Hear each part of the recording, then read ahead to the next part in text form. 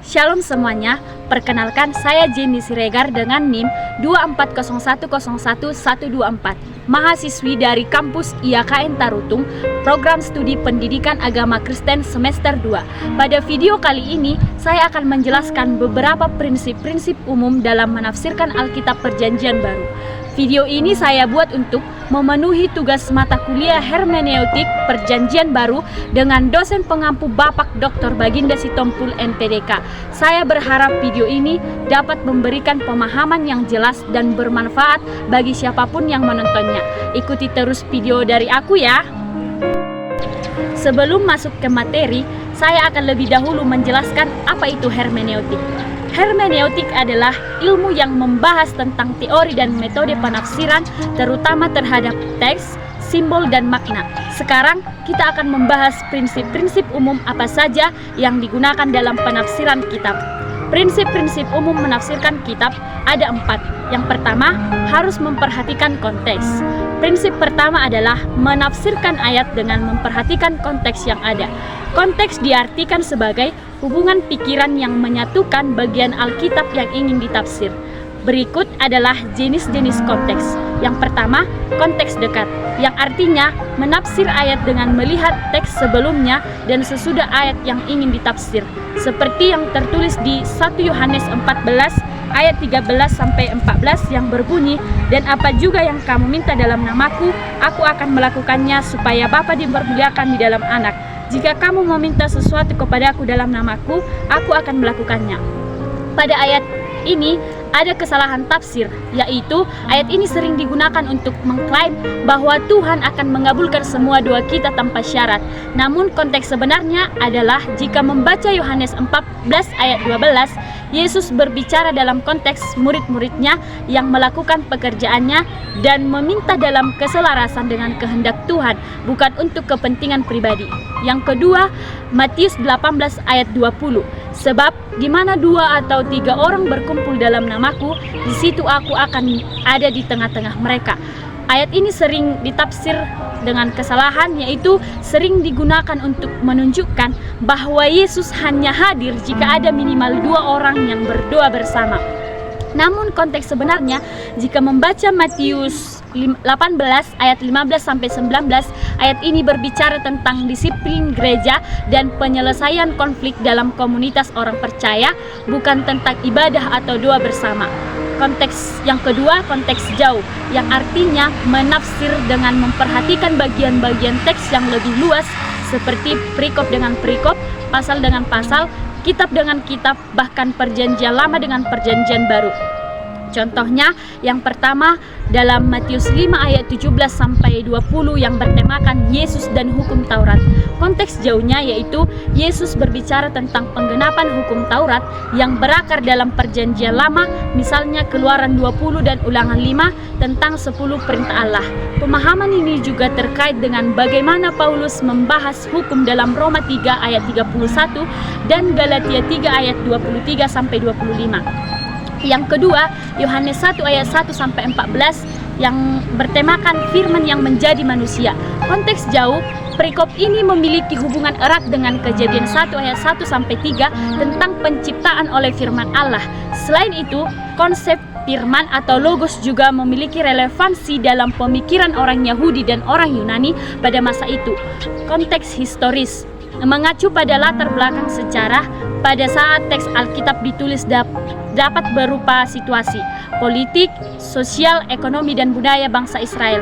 Contohnya dalam kitab 1 Kerajaan Romawi dan penganiayaan orang Kristen yang tertulis di dalam Wahyu 2 ayat 10. Konteksnya pada masa Kaisar Romawi seperti Nero dan Domitianus, orang Kristen mengalami penganiayaan yang berat. Banyak dari mereka dipenjara, dibunuh, atau dipaksa menyangkal iman mereka. Kitab Wahyu memberikan penghiburan bahwa Tuhan tetap berkuasa dan akan menghakimi kejahatan. Maknanya, meskipun menghadapi penderitaan, orang percaya harus tetap setia karena Tuhan akan memberikan mahkota kehidupan bagi mereka yang bertahan. Yang keempat, konteks budaya. Konteks ini menjelaskan kebiasaan dan tradisi masyarakat pada zaman Alkitab yang tidak perlu dilakukan sekarang. Contohnya, penggunaan jubah sebagai simbol kehormatan yang tertulis di dalam 1 Samuel 24 ayat 4 sampai ayat 5. Dalam budaya Ibrani kuno, jubah adalah simbol status dan otoritas. Ketika Daud diam-diam memotong ujung jubah Raja Saul, itu dianggap sebagai tindakan besar karena melambangkan bahwa Daud suatu hari akan menggantikan Saul sebagai raja. Maknanya, hormat kepada pemimpin yang diurapi Tuhan sangat penting, meskipun pemimpin itu memiliki kelemahan. Prinsip yang kedua dalam menafsirkan Alkitab yaitu tidak menafsirkan ayat Alkitab yang justru bertentangan dengan ayat lain. Salah satu prinsip fundamental dalam hermeneutika adalah Alkitab tidak boleh ditafsir dengan cara yang bertentangan dengan dirinya sendiri. Prinsip ini didasarkan pada keyakinan bahwa Alkitab sebagai firman Allah yang diilhami oleh Roh Kudus tertulis dalam 2 Timotius 3 ayat 16 memiliki satu kesatuan internal dan tidak mengandung kontradiksi sejati. Ayat-ayat dalam Alkitab tidak boleh bertentangan dengan ayat lainnya, karena ayat yang satu dengan ayat yang lain adalah satu kesatuan. Contohnya, Tuhan tidak mencobai versus Tuhan mencobai yang tertulis di dalam Yakobus 1 ayat 13. Apabila seseorang dicobai, janganlah ia berkata, pencobaan ini datang dari Allah, sebab Allah tidak dapat dicobai oleh yang jahat, dan ia sendiri tidak mencobai siapapun. Di Kejadian 22 ayat 1, setelah semuanya itu Allah mencoba Abraham. Ia berfirman kepadanya, Abraham, lalu sahutnya, ya Tuhan.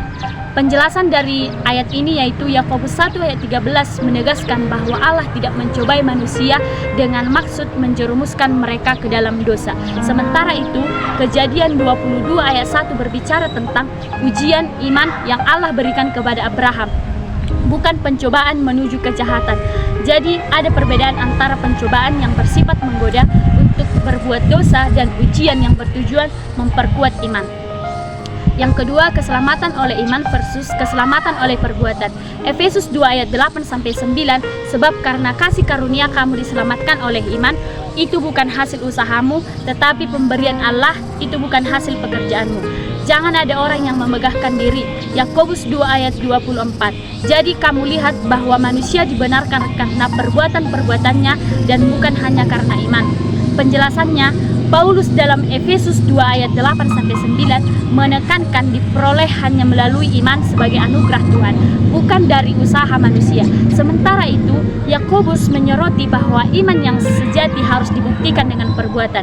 Jadi, ayat-ayat ini tidak bertentangan, tetapi saling melengkapi. Iman menyelamatkan dan perbuatan. Yang ketiga, mampu membedakan yang deskriptif dengan didaktif, yang dimana pengertian deskriptif yaitu teks yang berisi kejadian yang ada pada masa itu dan tidak ada di masa kini atau tidak perlu dilakukan oleh orang-orang sekarang. Contohnya dalam Matius 27 ayat 51-53, peristiwa saat Yesus wafat. Ayat ini menggambarkan kejadian dahsyat yang terjadi saat Yesus wafat di kayu salib. Tabir bait suci yang terbelah melambangkan bahwa jalan menuju Allah kini terbuka bagi semua orang. Gempa bumi dan kebangkitan orang kudus menegaskan kuasa ilahi yang sedang bekerja dalam peristiwa ini. Yang kedua, Markus 9 ayat 3. Pakaian Yesus yang berubah saat transfigurasi. Pakaian Yesus yang berubah menjadi putih berkilauan dalam peristiwa transfigurasi menunjukkan kemuliaannya sebagai anak Allah. Deskripsi ini memperkuat bahwa Yesus bukan hanya manusia biasa, tetapi juga memiliki keilahian yang nyata. Yang kedua, didaktif, yang artinya teks yang berisi perintah, teguran, nasihat yang harus dilakukan oleh setiap orang. Contohnya dalam kitab Matius 5 ayat 44, yaitu kasih kepada musuh. Ayat ini adalah bagian dari khotbah di bukit, di mana Yesus mengajarkan kasih yang melampaui batas manusiawi. Kasih tidak hanya diberikan kepada orang-orang yang baik kepada kita, tetapi juga kepada mereka yang menyakiti kita. Ini adalah standar kasih yang diajarkan oleh Kristus yang berbeda dari kebiasaan dunia. Yang kedua, Filipi 4 ayat 6-7, hidup dalam damai dan doa. Ayat ini mengajarkan pentingnya orang berdoa dan berserah kepada Tuhan dalam segala hal. Kekhawatiran tidak akan menyelesaikan masalah, tetapi doa yang disertai ucapan syukur membawa damai sejahtera dan Allah yang melampaui pemahaman manusia. Yang keempat, prinsip umum dalam menafsirkan Alkitab Perjanjian Baru yaitu teliti atau melihat siapa oknum yang berbicara ada 4 oknum yang berbicara, yaitu yang pertama Tuhan Yesus sendiri yang berbicara. Ini sudah pasti benar tanpa kita mencari faktanya. Contohnya di kitab Matius 5 ayat 16, demikianlah hendaknya terangmu bercahaya di depan orang, supaya mereka melihat perbuatanmu yang baik dan memuliakan Bapamu yang di surga. Yang kedua, Matius 6 ayat 33, tetapi carilah dahulu kerajaan Allah dan kebenarannya, maka semuanya itu akan ditambahkan kepadamu. Yang kedua, malaikat yang berbicara. Ini juga sudah pasti benar, karena Allah yang berbicara langsung. Yang dimana contoh ayat Alkitabnya Kisah Para Rasul 10 ayat 4b. Jawab malaikat itu, semua doamu dan sedekahmu telah naik ke hadirat Allah, dan Allah mengingat engkau. Perkataan malaikat kepada Cornelius yang tertulis di dalam Wahyu 14 ayat 7. Takutlah akan Tuhan dan muliakanlah dia, karena telah tiba saat penghakimannya. Salah satu dari 3 malaikat membawa pengumuman penghakiman. Yang ketiga, manusia yang berbicara. Ini bisa benar, bisa juga salah. Contoh ayat Alkitabnya Yohanes 11 ayat 27. Ya Tuhan, aku percaya bahwa Engkaulah Mesias, anak Allah, dia yang akan datang ke dalam dunia. Marta kepada Yesus. Yang kedua, Lukas 1 ayat 38. Sesungguhnya aku ini adalah hamba Tuhan, jadilah padaku menurut perkataanmu itu. Maria menerima kabar dari malaikat Gabriel. Yang keempat, iblis atau setan yang berbicara. Ini bisa benar, bisa salah. Yang pertama, Markus 5 ayat 7. Apa urusanmu dengan aku, hai Yesus, anak Allah yang maha tinggi?